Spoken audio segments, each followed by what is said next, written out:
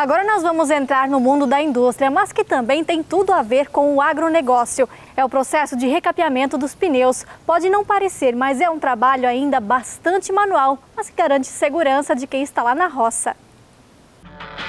Quem é agricultor e mora em regiões íngremes sabe o desafio que tem a profissão. Por mais segurança que tenham as máquinas agrícolas e quanto mais novas, melhor, cada dia tem um desafio diferente.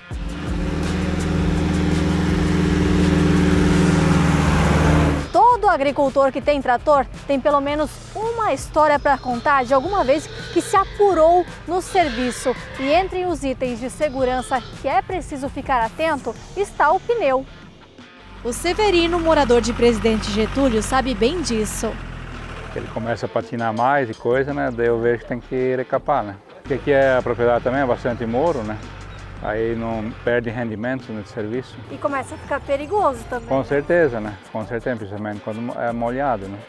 Mas como funciona este processo que recupera um pneu sem precisar comprar um novo? Viemos conhecer nesta empresa que fica no município ao lado, Ibirama. Os pneus de trator chegam assim, garras baixas, alguns já com fissuras de ressecamento provocadas pelo tempo e trabalho. É um mercado com grande escala, porque o Brasil é um país da agricultura, né, muito voltado à agricultura. Tratores traçados, tratores simples, microtratores também, tobatas e também máquinas OTR, patrolas, carregadeira, retroescavadeira. Esse mercado também atinge bastante. E o processo de reforma ele consiste em devolver ao pneu aquela borracha que ele perdeu durante a sua vida útil, né?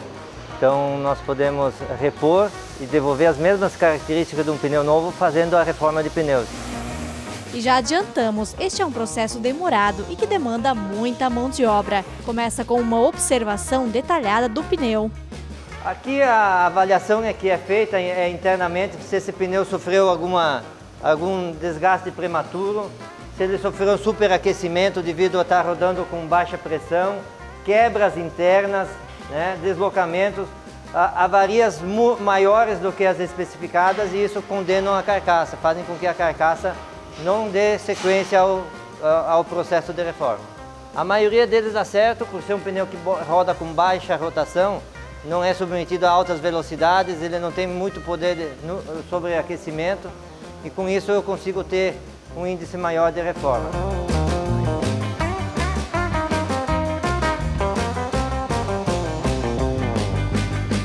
Dá para dizer que a raspagem é um processo satisfatório. A máquina faz o pneu girar, enquanto lâminas vão retirando toda a borracha antiga.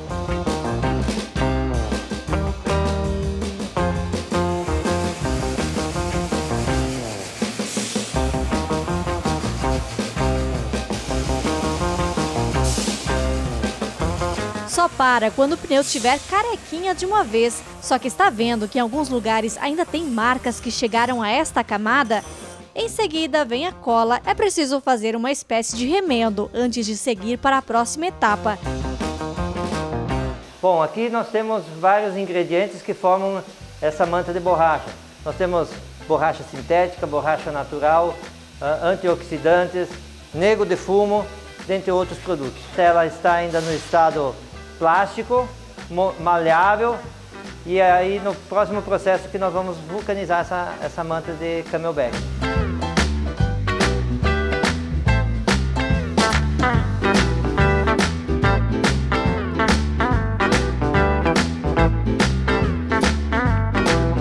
Antes de ir para a prensa, o pneu ganha uma câmara. Ele tem que estar na forma similar, como se estivesse rodando. E dentro tem um molde que varia conforme cada tamanho de pneu. Preciso ter 3 variáveis para passar a borracha que nós vimos no estado plástico para o elástico. Eu preciso ter uma pressão de inflagem do pneu que trabalha assim, em torno de 140 a 150 libras. Uma temperatura que nesse caso em torno de 160 graus.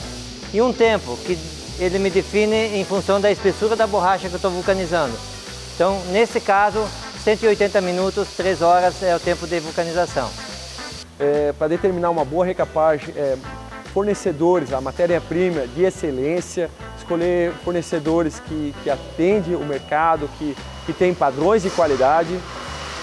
Tecnologia do maquinário também é importante para os acabamentos, ajuda também os operários, os funcionários também. E por último, a qualificação da mão de obra, porque como é um trabalho muito artesanal ainda, a recapagem, precisa de funcionários treinados, qualificados. E é assim que o pneu sai quentinho, como um bolo que sai do forno.